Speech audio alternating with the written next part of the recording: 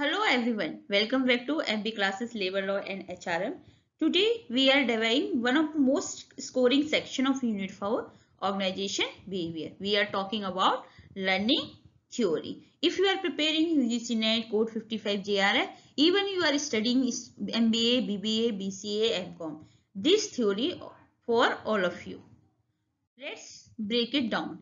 Here is our roadmap for today. We will start with the concept of learning, then move to behavioristic theory, Pavlov and Skinner. We will cover program learning, then shift gear to the cognitive theory and finish the social learning and experience learning. Let's understand the concept of learning. We already covered in previous video concept of learning. Again, we just revise of this topic.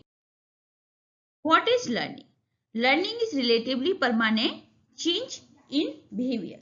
You can say it's the based on your experience and practices. And why is called relatively permanent? Because it's not a temporary change due to the fatigue, drugs and illness, not a learning. If you are feeling sick, suppose I am not preparing a video, it does not mean I am learned something. It should be a permanent. Then second is change. Change in maybe action or thought process. It implies you think differently and you do something differently. Is called the change. It have a three component. Third is experience. Without experience, you can't learn. It may be your you can interact with the environment like a reading, practicing, observation. It is not innate. It is acquired from the environment through the observation and through the practices through the experience. Is called the learning. Already we discussed in previous video, but again we have to discuss because we started today learning theory of organization. What we will cover today? We will cover behavior theory, classical conditioning. We already discussed in yesterday video, but again just revised it, and operant conditioning, the cognitive theory, Gestalt, inside learner Kohler, and latent social learner Albert Bandura. Let's discuss one. First we will study about the classical condition that given by Ivan Pavlov. तो क्या है ये? आप अगर psychology पढ़ी होगी आपने, बहुत पुराना कंसेप्ट है ये, आपने सुना होगा। ये क्या है क्लासिकल कंडीशनिंग? इसमें क्या होता है कि हम एक न्यूट्रल किस तरीके से, पहले आप स्टिमुलस दोगे देन आपको रिस्पॉन्स आएगा। Is just like a theory on the passive learner. जो पैसिव लर्नर है उनके ऊपर हम इसे यूज करते हैं। जैसे इसके करेक्टरिस्टिक है इनवॉलेंट्री, आप वॉलेंट्री नहीं, आप उन्हें सिखा रहे हो, ठीक है। इसने कही एसोसिएशन बेस्ड थ्योरी है। स्टिमुलस पेयरिंग एंड स्टिमुलस के बेसिस पे ही आपको रिस्पॉन्स मिलेगा। पैसिव है। देन इसमें एक्सपीरियंस क्या था, मतलब जो एक्सपेरिमेंट किया था पावलोव का, वो क्या था, उन्होंने नोटिस किया था कि जो ये डॉग है, जो फूड आता है तो ऐसा लगता है कि ये कहीं ना कहीं सेलिब्रेट कर रहा है, ठीक है, खाना देखने से पहले। तो इन्होंने कहा 3 स्टेज में डिवाइड किया एक्सपेरिमेंट को। पहले बिफोर कंडीशनिंग, कुछ भी कंडीशनिंग नहीं रखी, न्यूट्रल स्टेट था, नेचुरल स्टेट था। सबसे पहले अनकंडीशनल स्टिमुलस, मतलब जो आपका फूड था। देन मतलब इन्होंने बोला कि फूड को देख के ऐसा ट्रिगर क्यों कर रहा है ना, बिना सीखे ये क्यों, ये नेचुरली उनके दिमाग में आएगा क्या कर रहा है। अनकंडीशनल रिस्पॉन्स क्या आ रहा था, उसका सेल्वेशन आ रहा था, मतलब मुंह से लार आ रही थी। तो ये था उसका फर्स्ट। तो उसने क्या किया, पहले कुछ भी नहीं किया, लेकिन उसने देखा कि खाना आया तो उसे सेल्वेशन आया। तो अब सेकंड जो न्यूट्रल स्टिमुलस था वो बेल था, उसने रिंग बजाई तो कुछ भी नहीं हुआ, ठीक है। Result no salivation, dog just listen. जब बेल किया तो उसने कुछ भी सुनाई, मतलब उसका सेल्वेशन नहीं आया। सेकेंड एक्सपेरिमेंट का फेज था वो था ड्यूरिंग कंडीशनिंग। अब हमने इसमें क्या किया, लर्निंग फेज की। हमने क्या किया, एक प्रोसेसिंग में किया, हमने रिंग बेल किया, इमीडिएटली खाना किया। ऐसे हमने बहुत बार किया, बेल बजाई फिर खाना प्रेजेंट किया। जिससे क्या हुआ, अब उन्होंने क्या देखा कि जैसी बेल आ रही है, जैसी फूड, उसे लगता है डॉग को फूड आने वाला है, तो उसके मुंह से सेल्वेशन स्टार्ट हुआ। थर्ड स्टेज है आफ्टर कंडीशनिंग। रिजल्ट क्या हुआ, रिजल्ट हुआ कि बेल अब हमने नहीं बजाई, ठीक है, फिर भी उसके मुंह से सेल्वेशन आया, ठीक है। तो अब मतलब क्या था, condition stimulus, bell is no longer neutral. अब वो न्यूट्रल नहीं रही, अब एक कंडीशन बन गई। जब आपने बेल बजाया, इवन खाना भी नहीं आया, तभी सेल्वेशन स्टार्ट होगी। तो रिजल्ट क्या आएगा, dog salivate to the bell alone even without. Let's understood with the diagram. Before conditioning, उसने खाना देखा, सेल्वेशन आया और बेल से उससे कोई इंपैक्ट नहीं आया। कंडीशनिंग में आपने बार बार उसको खाना देने से पहले बेल रिंग करी, ठीक है, और फिर उसको खाना दिया। ऐसे उसने बहुत टाइम किया, तो रिजल्ट क्या आया कि विदाउट फूड उसके मुंह से सैल्वेशन आना स्टार्ट होगा। ये थी classical conditioning Pavlov dog experiment, जो कि मैंने प्रीवियस वीडियो में भी पढ़ाया था। अब आते हैं हम एक नए टॉपिक पे, ऑप्टेट कंडीशनिंग, बीएफ स्किनर। ये भी बिहेवियरिस्ट थ्योरी है। इसमें क्या होता है, इन्होंने एक्सपेरिमेंट किया स्किनर बॉक्स। उन्होंने एक हंग्री रैट को एक बॉक्स में पुट कर दिया, ठीक है। क्या है, तो उन्होंने एक्शन देखा कि रैट एक्सीडेंटली प्रेस्ड ए लिवर, ठीक है। कंसिक्वेंसेस क्या हुआ, फूड पैलेट ड्रॉप। जैसे उसने उसको लिवर को उसको प्रेस किया, जैसे ही फूड को हमने उसके अंदर डाल दिया, तो ये उसको रिवॉर्ड मिला, ठीक है। तो इससे क्या होगा कि रैट सीख लिया कि अगर मैं प्रेस करूंगा तो मुझे खाना मिल जाएगा। ये थी ऑप्टेट कंडीशनिंग, मतलब इसमें एक्टिव थे। इसमें क्या था, जब आप रिस्पॉन्स करोगे उसके बाद आपको स्टिमुलाई मिलेगा, मतलब पहले उसने किया जब उसको खाना मिला। तो इस तरीके से हम लर्निंग करते हैं ऑप्टेट कंडीशनिंग में। इस तरीके से वो प्रेस किया, इस तरीके से आपने प्रेस किया इसने, और उसको फिर खाना मिल गया। तो इसने किस पे एक्सपेरिमेंट किया, रैट पे, ठीक है। इस अब हम अपने एग्जाम पॉइंट ऑफ व्यू से समझते हैं। इसके 4 क्वाड्रेंट थे कंडीशनिंग के। उन्होंने बोला कि कोई भी हम करते हैं तो स्टिमुलस की जब हम रिस्पॉन्स करेगा, जब उसे स्टिमुलस देना चाहिए, ठीक है। पहला था पॉजिटिव रिइंफोर्समेंट। ये एग्जाम में बहुत बार पूछा जाता है, positive negative, positive punishment negative punishment difference, ये आपको अच्छे से पढ़ाई करनी है। पॉजिटिव रिइंफोर्समेंट क्या होता है कि आपने किया, कोई बिहेवियर आपको इंक्रीज करना है। सपोज कोई स्टूडेंट बहुत अच्छा एक असाइनमेंट करके लाया, तो आपने क्या किया, उसे कुछ प्लीजेंट स्टिमुलस दे दिया, ठीक है। जैसे कोई कंपनी बहुत अच्छा काम कर रहा है, तो आपने उसे बोनस प्रोवाइड करा दिया। तो अगर आप किसी बिहेवियर को इंक्रीज करने के लिए जब कोई स्टिमुलस या रिवॉर्ड देते हो, तो वो कहलाता है आपका पॉजिटिव रिइंफोर्समेंट। सेकंड है नेगेटिव रिइंफोर्समेंट। नेगेटिव रिइंफोर्समेंट क्या होता है, जब कोई आपको अनप्लीजेंट स्टिमुलस को रिमूव करना है, ठीक है।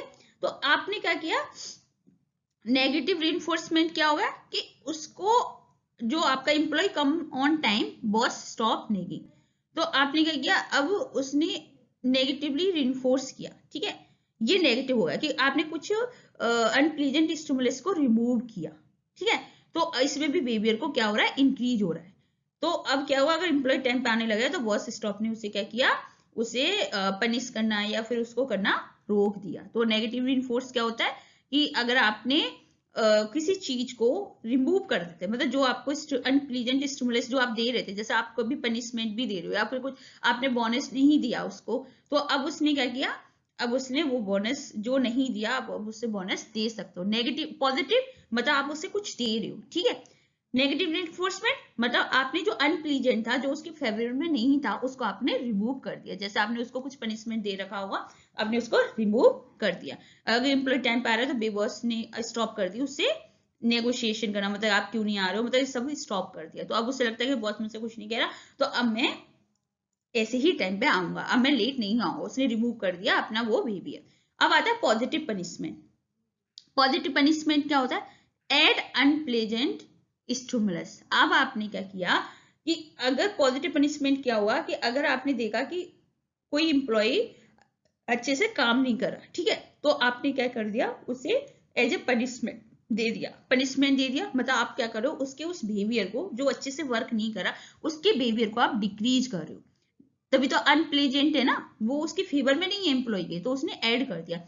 जैसे employ stills receive warning letter, तो अगर आपने को लगता है कि ये अच्छे से बिहेव नहीं कर रहा, तो अब आपने एम्प्लॉय ने क्या कर दिया, उसको एक वार्निंग लेटर दे दिया कि अगर आगे से अगर आप ऐसा काम करोगे तो हम आपको फायर कर देंगे। तो उसने की कि अनप्लीजेंट स्टिमुलस, जैसे प्लीजेंट स्टिमुलस क्या होगा, बोनस, अनप्लीजेंट क्या होगा, वार्निंग लेटर। तो उसके बिहेवियर को, जो वो अच्छे से काम नहीं करे, उसको कम करने के लिए अच्छे से काम करें, तो उससे हम बोलते हैं पॉजिटिव पनिशमेंट। नेगेटिव पनिशमेंट क्या होगा, remove pleasant stimulus.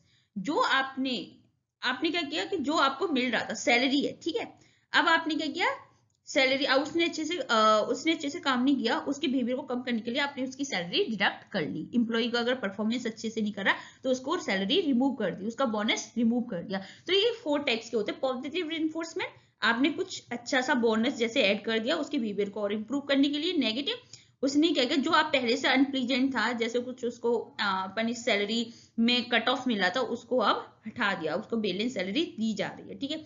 Positive punishment, अब आपने क्या किया, एक ऐसा पनिशमेंट दिया कि जिसे कि वो इस काम को, बिहेवियर को अपने को डिक्रीज करे। जैसे वो टाइमिंग से नहीं आ रहा, तो उसने वार्निंग लेटर दे दिया, ठीक है, ये अनप्लीजेंट था। नेगेटिव पनिशमेंट, अब आपको जो मिल रहा था, जैसे सैलरी मिल रही है आपको मंथली, अब उसने क्या किया, उस सैलरी को कट कर दिया, उसके बिहेवियर को डिक्रीज करने के लिए। तो ये 4 टाइप होते हैं कंडीशनिंग के, इस तरीके से हमें करना चाहिए। तो ये क्या था, ऑपरेट कंडीशनिंग बीएफ स्किनर की वर्ड।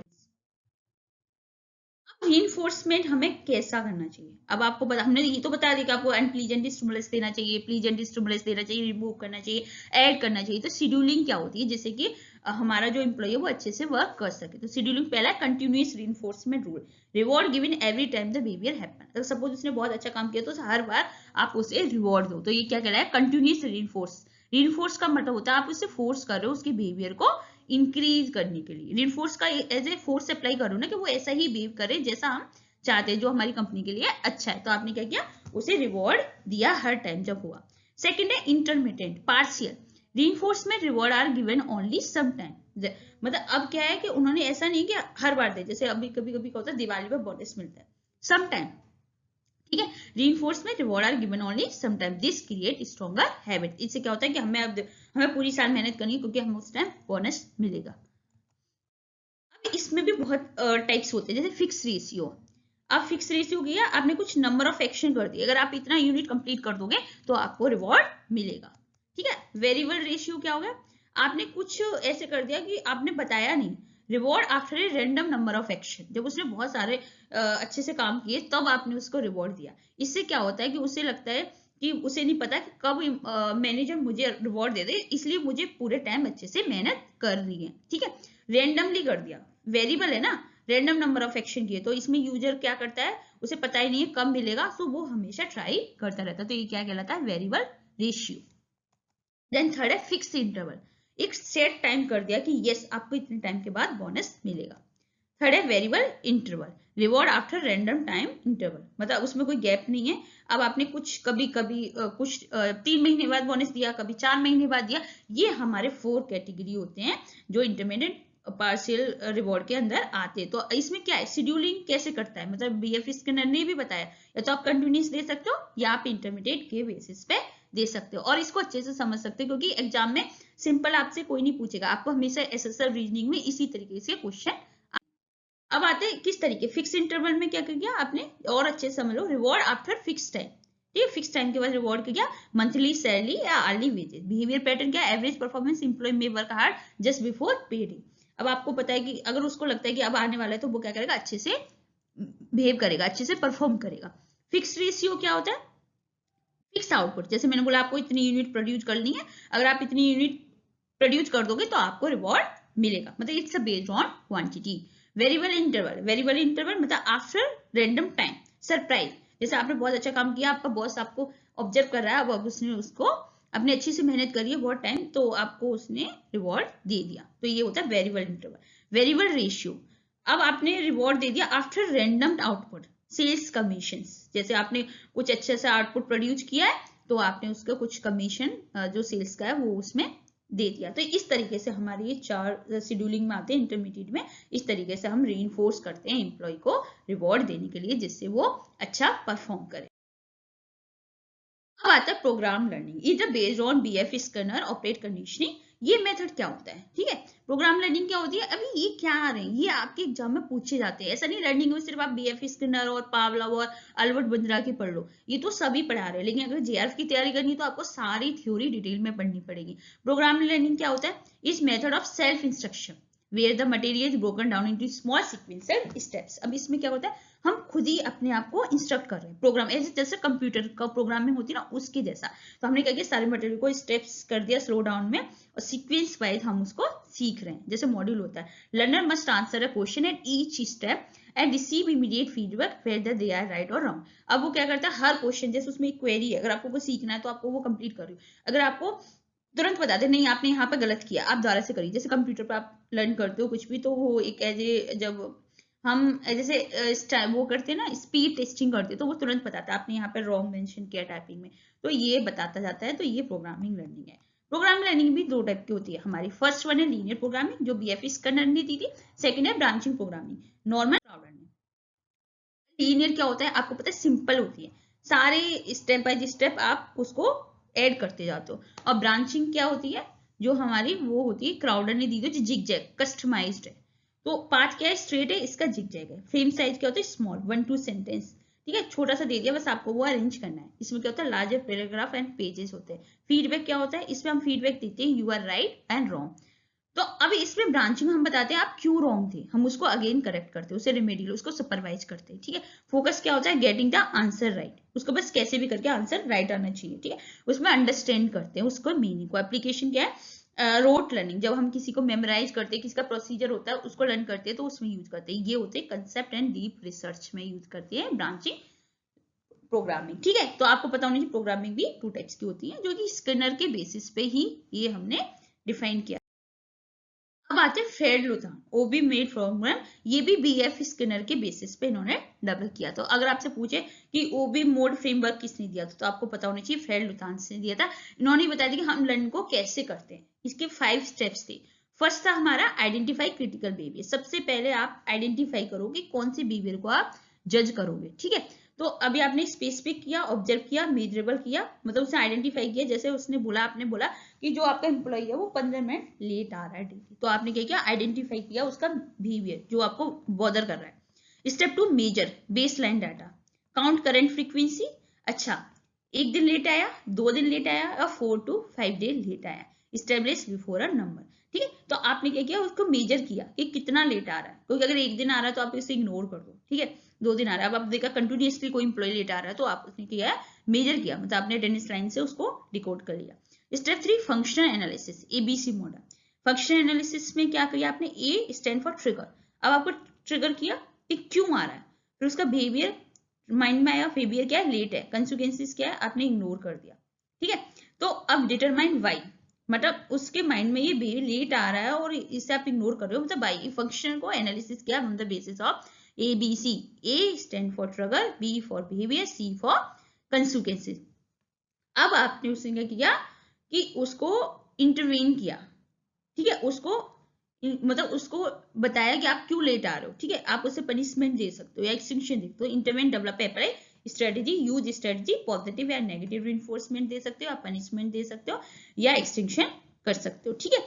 उसके बाद आपने इवेल्युएट परफॉर्मेंस, आफ्टर जब आपने रिइंफोर्समेंट दिया उसके बाद आपने कंपेयर किया। यस, स्टेप 5 to स्टेप 2 कि उसने कुछ कंप्लीट लेटनेस जो उसकी फ्रीक्वेंसी थी 4 to 5 इन अ वीक, वो कम हुई है या नहीं है, ये वर्क किया है या नहीं किया। तो अगर आपको याद करना मेनोमिक, तो आप कैसे याद सकते हो, I stand for identity, M stand for measurable, A stand for analysis, I stand for intervene, and मतलब ई स्टैंड फॉर इवेल्युएशन। तो IMAIC आप इसे याद कर सकते हो, कभी कभी एग्जाम में पूछ लिया जाता है। तो आपने क्या किया, इस तरीके से भी आप जो हमारे ऑर्गेनाइजेशन है उसमें आप देख सकते हो एज ए ओबी फ्रेमवर्क में, ठीक है। ये भी किसके बेसिस पे था, बीएफ स्किनर के बेसिस पे। कि क्या करोगे, सबसे पहले उसका बिहेवियर देखो, फिर उसको मेजर करो, फिर उसको एनालिसिस करो कि क्यों ऐसा क्यों हो रहा है, ठीक है।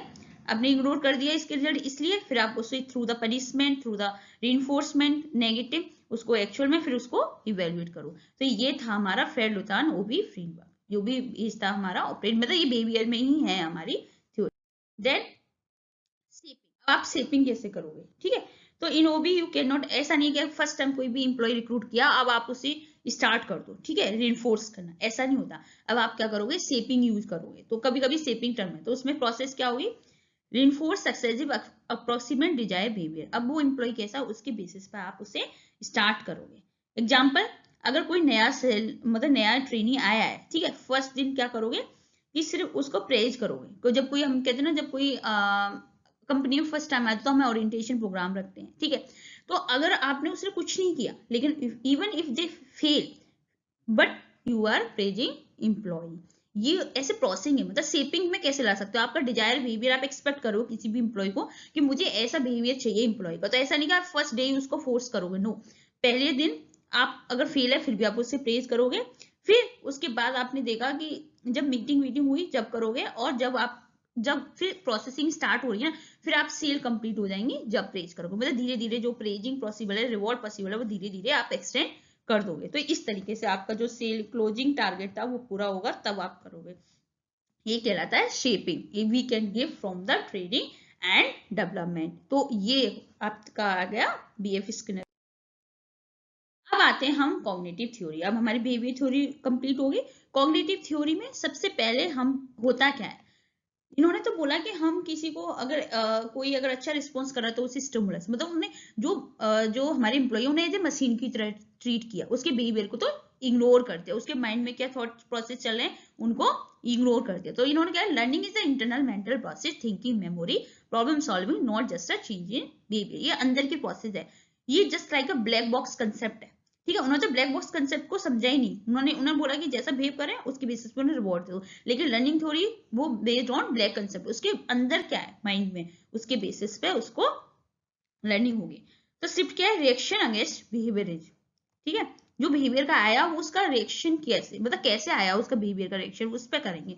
तो अब बिहेवियर में क्या पढ़ा हमने, स्टिमुलस रिस्पॉन्स। उसने माइंड को तो इग्नोर कर दिया ना, आपने स्टिमुलस दिया उसने रिस्पॉन्स किया, इस तरीके से रिस्पॉन्स दिया, स्टिमुलस दिया, रिवॉर्ड दिया, तो इसने क्या किया, माइंड को इग्नोर कर दिया। लेकिन कॉग्निटिव में क्या है, इनपुट आया फिर प्रोसेस हुआ, जब आउटपुट हुआ ना, जब भी तो बिहेवियर हुआ, तो उसके अंदर के प्रोसेस, ब्लैक बॉक्स कंसेप्ट को हम पढ़ेंगे। Human are active information processor, similar to, जैसे कंप्यूटर में जो प्रोग्रामिंग होती है माइंड में, इसी तरीके से हमारे माइंड की भी प्रोग्रामिंग होती है, ठीक है। अब हम पढ़ेंगे पहली theory, insight learning, Wolfgang collar.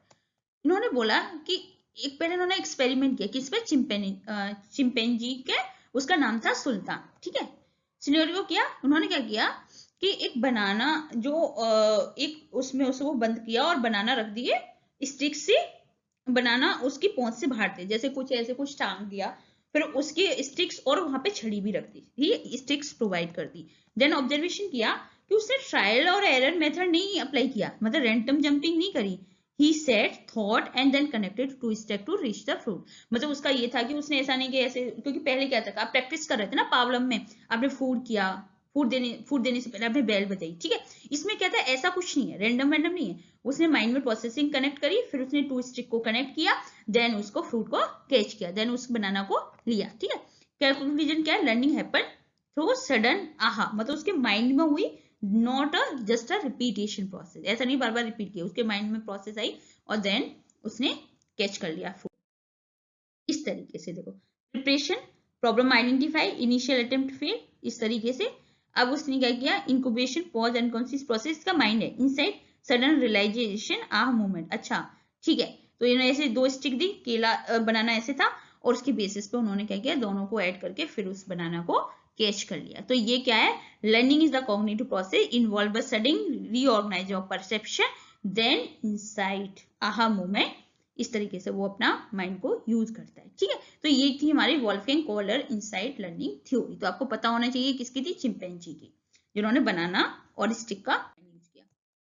Second theory हमारी latent learning, cognitive maps, Edward Tolman ने दी थी। ये आपको याद रखना, ये थ्योरी किस किसने दी थी, ठीक है, एडवर्ड टोलमन ने दी थी। इन्होंने क्या किया, एक रैट के ऊपर किया, ठीक है, ऑब्जर्वेशन की थी। उन्होंने क्या किया कि रेड एक्सप्लोर द मेज without the reward, when food was later introduce they found it immediately. वो मतलब उसने क्या किया कि बिना किसी रिवॉर्ड के उसने जैसे फूड रखा उसे इमीडिएटली फाउंड कर लिया। कंक्लूजन क्या था कि उसने क्या किया, पहले उसने लर्न किया उसके लेआउट को कॉग्निटिव माइंड में, फिर showing their behaviour until motivated. उसने जब तक कुछ नहीं किया, जैसे फूड आया जस्ट ले लिया, ठीक है। तो ये होता है कि हमारे माइंड में ही उसे पूरा लेआउट बना लिया, कॉग्निटिव मैप कर लिया, इस तरीके से, ठीक है। इमेज ये आपका इस तरीके से है, सबकॉन्शियस मैपिंग है, इस तरीके से ये है, इसमें है, ठीक है। आराम से सबकॉन्शियस मैपिंग में ये एक्सप्लोर कर रहा है, इसमें कोई रिवॉर्ड नहीं था, तो वो आराम से अपना बैठा हुआ है। जैसे फेज 2 में डिमोन्स्ट्रेट रिवॉर्ड इंट्रोड्यूस किया, जैसे उसमें फूड डाला, ठीक है, उसमें तो अब उसने क्या किया, जस्ट फूड लिया और खा लिया, मतलब इसका मतलब है उसने knowledge acquire subconsciously reveal only when motivated arrive. मतलब आपने क्या किया, आपकी नॉलेज तो है आपके माइंड में, लेकिन आपने जब ही किया जब आपको किसने मोटिवेट किया, नहीं तो वो सडनली चुपचाप बैठा हुआ था, जैसे खाना आया तुरंत जाके उसने खाने को कैच कर लिया। तो ये होती है सबकॉन्शियस से नोइंग, ठीक है। अब आते हैं Jean Piaget contribution theory, how we build knowledge, constructive based है, कैसे हम अपनी नॉलेज को बिल्ड करते हैं। पहला है स्कीमा। स्कीमा क्या होता है, द मेंटल फोल्डर और framework we use to organise information, एक ऐसा तरीके का फ्रेमवर्क जिसमें हम अपनी इंफॉर्मेशन को ऑर्गेनाइज करते हैं। तो क्या है बता रहा है कि किस तरीके से हम कंस्ट्रक्ट करते हैं। Then assimilation, fitting new information into existing folder, जो पहले से था आपका उसी में आप नई इंफॉर्मेशन को माइंड में डाल रहे हो, ठीक है। Seeing a new client type and treating them like previous client, जैसे अभी मैं पढ़ाती हूँ, ठीक है, अब कोई नया बैच आया तो मैं भी उसको ऐसे ट्रीट करूंगी जैसे पुराने स्टूडेंट को ट्रीट करूंगी, इज कॉल्ड द assimilation, ठीक है।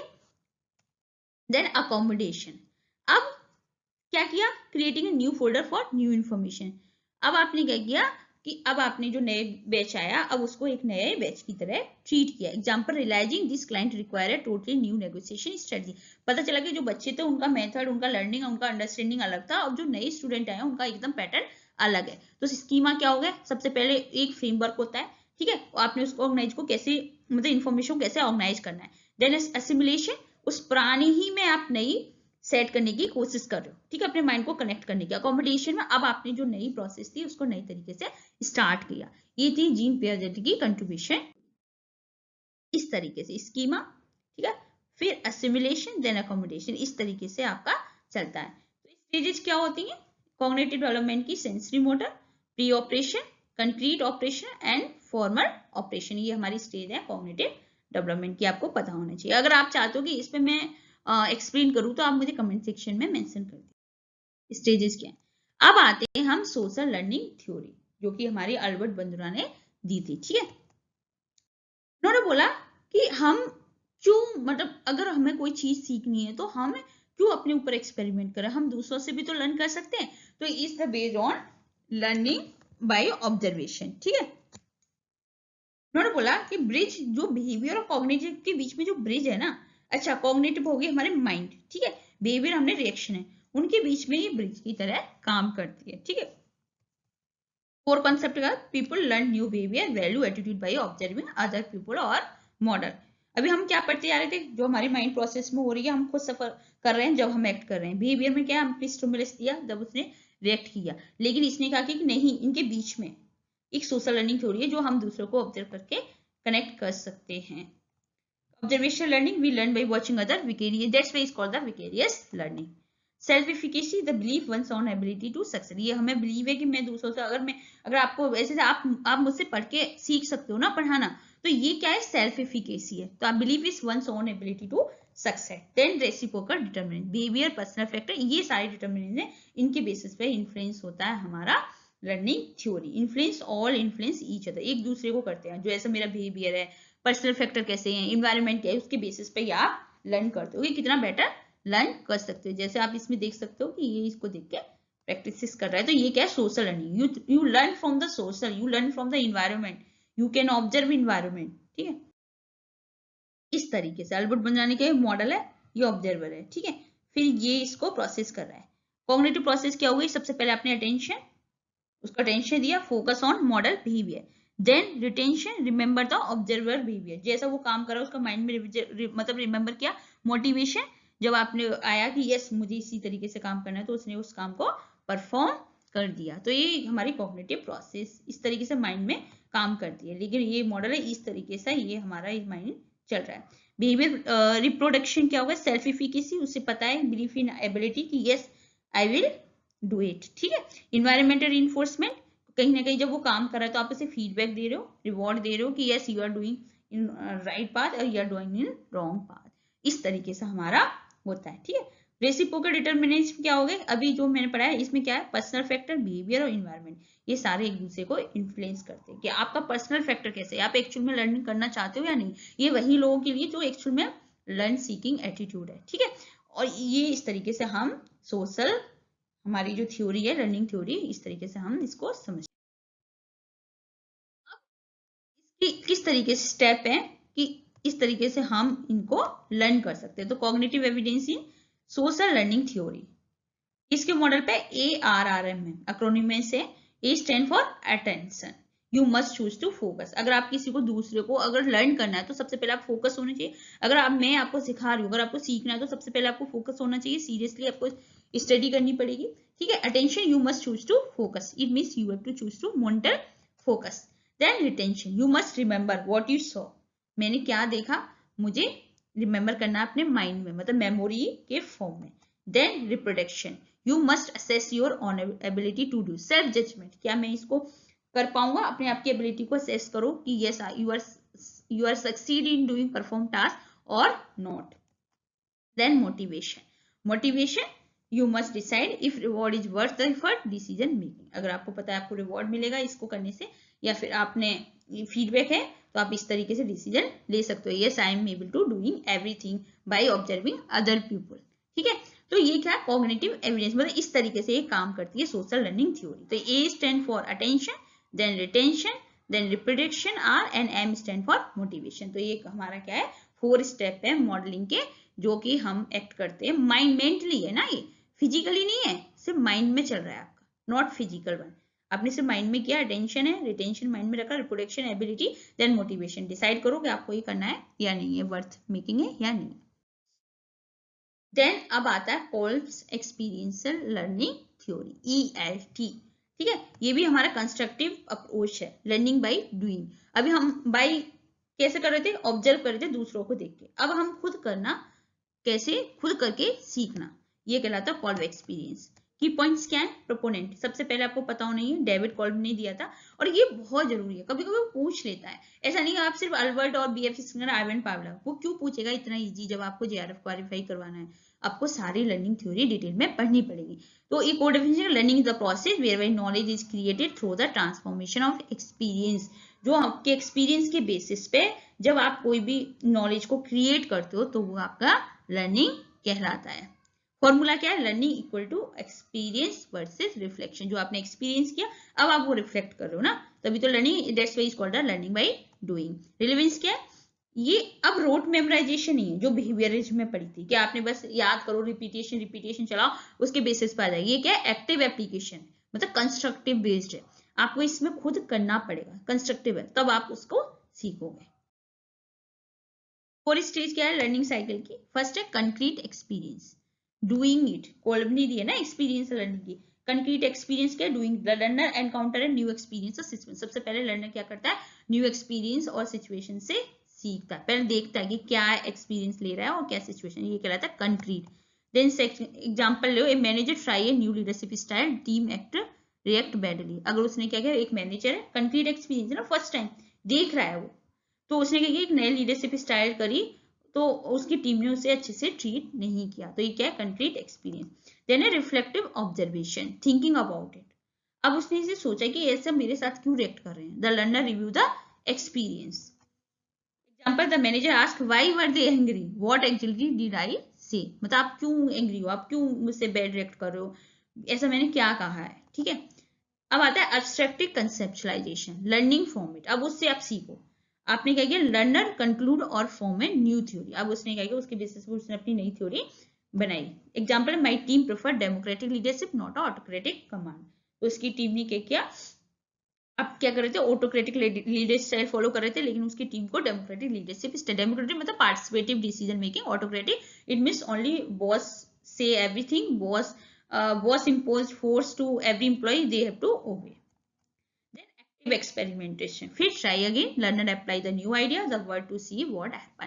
तो अब आप समझ गए होंगे कॉल्ब एक्सपीरियंस लर्निंग थ्योरी में सबसे पहले कंक्रीट एक्सपीरियंस, आपने जस्ट ट्राई किया, न्यू एक्सपीरियंस को जस्ट ट्राई किया, फिर उसके बेसिस पे देखा कि रिस्पॉन्स कैसा आ रहा है, रिफ्लेक्टिंग में क्या आपने सोचा कि अच्छा ये लोग ऐसा जो रिव्यू लिया ना, जो आपसे सीख रहे हैं, ठीक है। Learner review the experience, example manager जैसे बोला कि आप ऐसा क्यों कर रहे हो, जब आपने ट्राई किया, मतलब जस्ट लाइक अ फीडबैक, आपने फिर उसको कंसेप्चुलाइज किया, फिर उसे नई थ्योरी के बेसिस पे किया, फिर उसको लगा कि नहीं इनको ये नहीं ये चाहिए, ये डिजायर बिहेवियर होना चाहिए एक ऑर्गेनाइजेशन में, उसके बाद उन्होंने फिर से उसको अप्लाई किया और देन नया आइडिया देगा, फिर देखा कि अच्छा इससे अगर मैं करूंगा तो ये मेरा अच्छे से लर्न हो जाता है, इस और called the learning cycle. Example, manager try to democratic style in next meeting, अब नेक्स्ट टाइम होगा तो वो डेमोक्रेटिव स्टाइल फॉलो करेगा। तो आपको पता होना चाहिए कंक्रीट एक्सपीरियंस, सबसे पहले रिफ्लेक्टिव ऑब्जर्वेशन, फिर उसको कंसेप्चुलाइज किया, फिर उसको एक्सपेरिमेंट किया।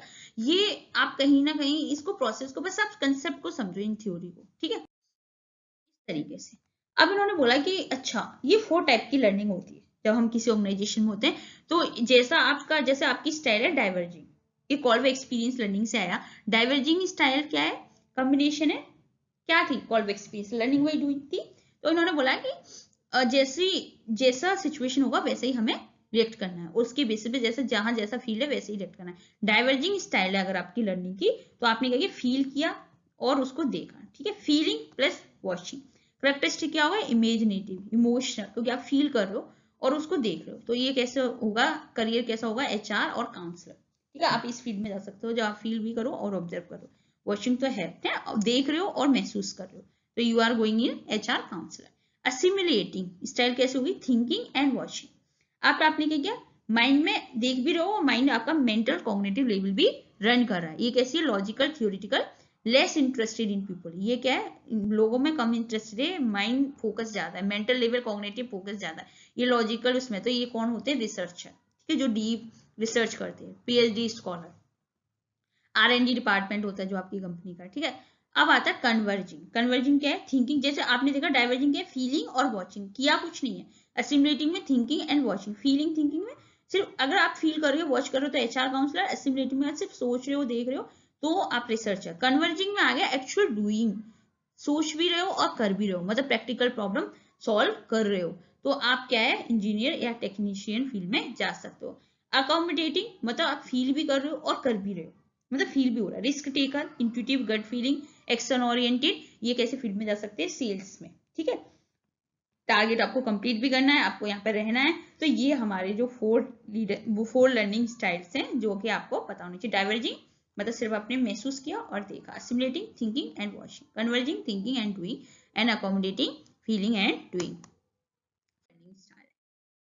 अब हमने सारा पढ़ा, आज हम उसको कंपैरिजन के फॉर्म में जानते हैं। हमने क्या पढ़ी, सबसे पहले हमने पढ़ी बिहेवियर थ्योरी, जो हमने पावलोव स्किनर की, सोशल लर्निंग थ्योरी बंदुरा की, कॉग्निटिव थ्योरी पाइजेट की है, जीन पाइजेट की। Is the mind involve, behaviour theory में totally ignore your mind, social learning में यस क्रूशियल क्योंकि हमें उसमें जरूरत है, और कॉग्निटिव में तो आपको you have to the focus your mind. How learning is happen, कैसे आप सीखते हो, इसमें एक्सपीरियंस के बेसिस पर सीखते हो। सोशल लर्निंग में ऑब्जर्वेशन और प्लस थिंकिंग, मतलब आप दूसरों को वॉच करके सीखते हो, ये इंटरनल प्रोसेस। और कॉग्निटिव में क्या है, इंटरनल प्रोसेस के थ्रू, माइंड के प्रोसेस के थ्रू सीखते हो। Role of in reinforcement necessary है, आपको रीइंफोर्स देना ही देना है। सोशल लर्निंग में नॉट नेसेसरी, आप बिना रिवॉर्ड के, अगर मुझे कोई प्रोग्रामिंग सीखनी है तो मुझे जरूरी नहीं है मुझे कोई रिवॉर्ड दे, मैं सीख सकती हूँ। और ये क्या है, सेकेंडरी टू अंडरस्टैंडिंग, ये जब ये इसका सेकेंडरी फॉर्म है, आपका प्राइमरी नहीं है, प्राइमरी आपको फोकस करना है। क्लासिफिकेशन ये हमारा किस में आया, बिहेवियर में। और जो सोशल लर्निंग आती है हमारी सोशल कॉग्निटिव, मतलब इसके ब्रिज की तरह काम करती है हमारी, और ये कॉग्निटिव में आती है हमारी कॉग्निटिव एंड कंस्ट्रक्टिव बेस्ड। तो इस तरीके से हमने सारी थ्योरी आज कवर कर। Thank you so much. अगर आपको सारी लर्निंग थ्योरी के समझ में आए हो तो आप कमेंट सेक्शन में बताइएगा। अगर आपको कोई भी टॉपिक नहीं समझ में आया तो आप मेंशन करिए। अगर आप लाइव सेशन चाहते हैं तो कमेंट में लाइव लिखिए, और ऐसे ही जुड़े रहिए JRF क्रैक करने के लिए 2026। नेक्स्ट टॉपिक हमारा होगा attitude. Let's focus with attitude. Thank you.